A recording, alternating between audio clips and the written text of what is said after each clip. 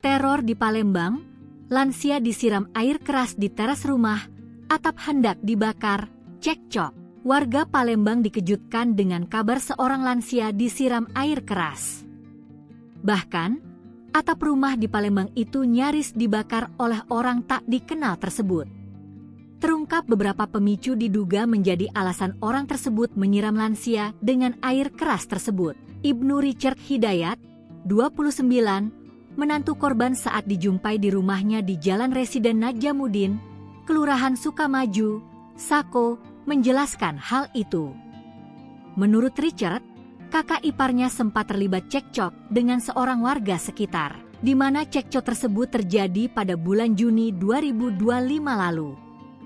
Masalah tersebut terbilang sepele, hanya saling tatap mata dan terjadi cekcok. Semenjak cekcok itulah mulai ada beberapa teror mulai dari atap rumah yang diduga sengaja dibakar OTK dan penyiraman air keras terhadap mertuanya, Idam Aziz. Saat ditanya apakah ia mengenali pelaku yang menyiram, Richard tidak mengenalnya.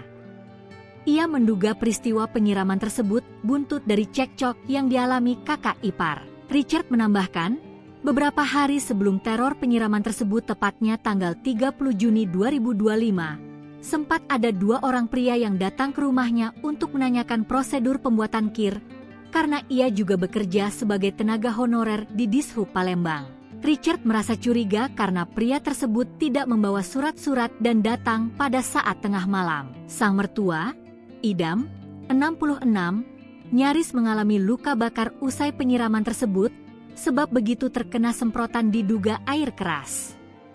Dalam rekaman CCTV rumah korban, terlihat pria yang mengenakan jaket biru dan topi turun dari motor. Temannya menunggu di atas sepeda motor metik yang masih menyala.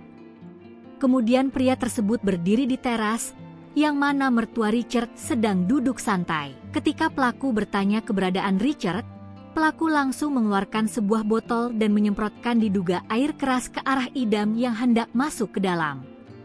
Richard melihat kejadian tersebut, langsung mengejar pelaku karena kabur dengan temannya yang sudah menunggu di motor.